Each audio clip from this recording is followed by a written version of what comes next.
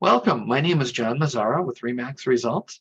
And today we have David Gibbs with Prime Lending. And David's going to speak to us about student loans and how you can overcome them to some extent and be able to purchase a home. So a lot of people today have lots of student loan debt. And if that's the case, that may have prevented you from even starting the home buying process.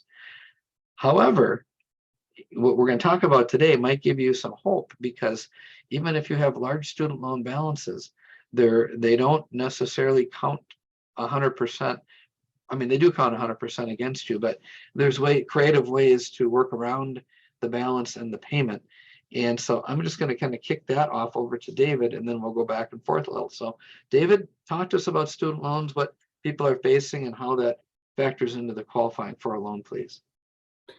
Great. Thanks for having me, John. Appreciate the opportunity to share a little bit about student loans and debt as a whole, and then tie that in with down payment assistance and how we can overcome some of the biggest obstacles we're seeing today in the marketplace related to home ownership. So let's just start with student loans.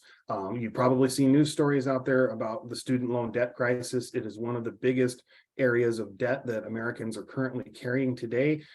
It's a massive issue, and it presents or prevents a lot of people from being willing to even explore the idea of being a homeowner. It scares the tar out of people. Now, many people in the last couple of years have seen a lot of relief on their student loans if their federal loans have been in forbearance, as mine were when I had those in the beginning of the pandemic. Those payments at some point are going to return. So when we're talking about student loan debt, yeah, it's real. Yeah, it exists, but there's ways that we can work around it. One of the common ways that people will work around the larger student loan debt balances is through income-based repayment plans, and that's done directly with the loan servicer. So if you have student loans that are just out of control a little bit, you can contact and should your loan servicer first to see if they can put you on an income-based repayment plan, which ties to your monthly income so the payment doesn't exceed a percentage of your income. Another option that Prime Lending has brought to the table here this fall, 2022, is a program where we're in partnership with another company called LoanSense. LoanSense is an independent company. They do debt restructuring with student loans, whether they're federal or private student loans, and they will put together a payment plan, and oftentimes can save a client $200, $300, $400, $500 a month on their monthly student loans. And this is all done for you. You apply directly to them. They provide their solutions, and then we take those solutions and then work on pre-approval for you. So the first thing that we do when someone is talking to us about buying a home is we do a consultation laying out what their monthly income is. That allows us to calculate what they can potentially afford as far as a mortgage, whether $200,000 house, $500,000 house, whatever it may be. And then we look at the debt and the relationship of the two, the monthly payments to the debt, and figure out what we can and can't do. Then we look for these creative solutions like LoanSense, like income-based repayment, to give a client relief on their student loans so that they can actually qualify for the new mortgage versus staying in a situation where they're renting. So, John, where would you like to take it from here? Yeah, well, that's great. So the student loan recasting of the debt, so to speak, or having a lower payment would allow somebody to qualify.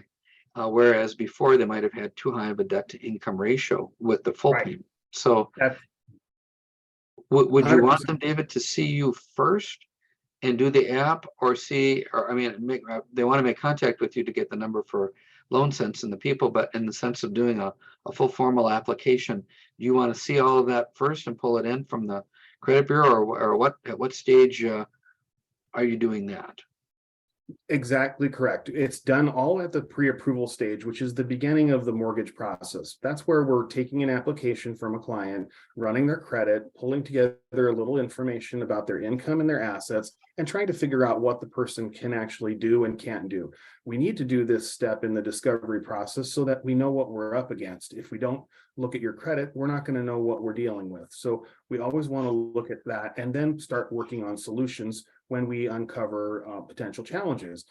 Not everybody is going to have those challenges. We hope that you're not one of them, but if you are, we have solutions, and that is the most valuable thing for you, is that you have a partner, and David at Prime Lending and John with Remax that can provide solutions. One of the other areas that people really struggle with today is coming up with the down payment for the house. That's kind of the third leg of the mortgage process. You have income, number one, you have credit, number two, and then you have down payment as number three. So in the state of Minnesota, we have a lot of really wonderful programs provided by the Minnesota Housing Finance Agency that help a person come up with the down payment and the closing cost. Those programs are all income and credit specific, so you do have to qualify for them, but they're eligible for absolutely everybody. Other things that can be done potentially to come up with the down payment is a gift from a family member, or potentially a loan from a retirement plan like a 401k. So we find many different solutions for that down payment piece of the puzzle that are available. But down payment assistance has absolutely been at the top of my list and target here in 2022. Fantastic. Now, speaking of down payment assistance, I live in Edina, and there's a program called Come Home to Edina. A lot of people think Edina, for example, where it tends to be a little more expensive, is out of the reach. Their program provides a 0% second mortgage, and if you are a first generation generation buyer, you can get an additional third mortgage of up to $15,000 that is actually forgivable in $1,000 increments. So that's just one, and then there's the Ramsey County program and some other ones that are available for first-time buyers that are, they get an extra special kicker if they're first generation home buyers altogether. So not only a first time buyer, but first generation buyer, then that's like a double stack. So anyway, those are the programs that we can use. And if you don't have to have a payment at all, or 0% interest, that is phenomenal, because then that's not factored into your requalifying. Correct. So that really not only does it drop your amount down, but it doesn't even factor into your ratio. So it's tremendous. And those are the things that David, as a broker, can do with Prime. They're a very large company, and they are approved. So sometimes, what I really find a shame is when I meet somebody or hear of somebody that is continuing to rent because they met the wrong people. They didn't meet me and David. They met somebody at XYZ Bank or a call center or online. I won't name names, but places that aren't associated with the down payment assistance programs in the state of Minnesota. And so they continue to be renters. And if you haven't noticed, but the trend of real estate has been moving in one direction. Now, most recently, it's slowed up a bit, but even if we revert back to, let's say, a 2 to 3% appreciation instead of double digit, the longer you remain a renter, the harder it's going to be for you to purchase a home based on the values continuing to climb and escape and get away from you. It wasn't too many years ago, you could buy a nice home for a couple $100,000. For the most part, that's out of the reach with the median home value, I should say, of around 350 in the Twin Cities. So people that maybe could have bought way back when, had they utilized these programs, didn't know about them, remained renters, and now what they could have bought is out of their reach.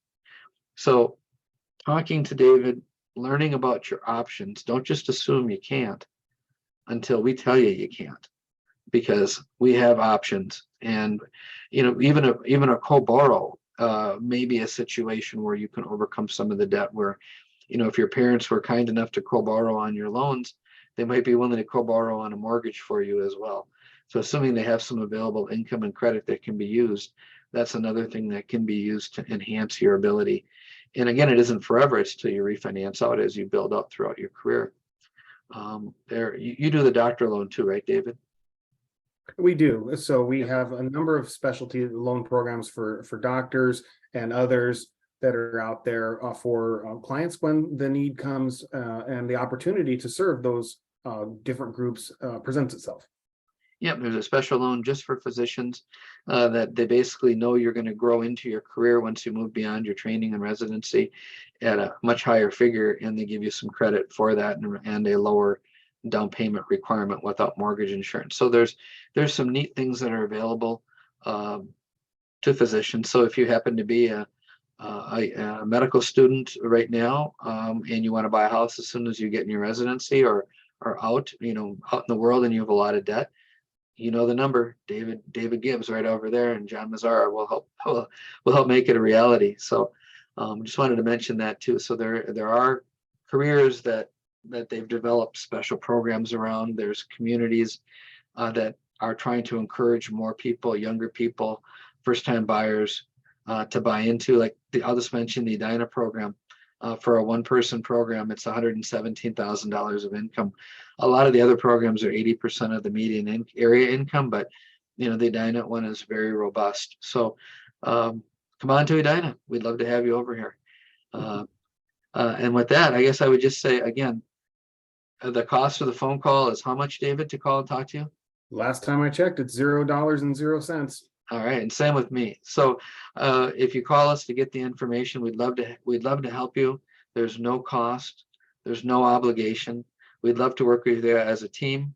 We are a la carte. So in the event that you have a different realtor, I'm sorry for you, but no, I'm just kidding. But if you do have a different realtor, you can work with David direct and vice versa. So we would like to be your team. We know what we're doing, and we want to put you in a home if that's what you'd like to do. So get out of those $2,000 plus apartments and let's get you into a yard with maybe a garden and a dog if that's what you'd like. All right.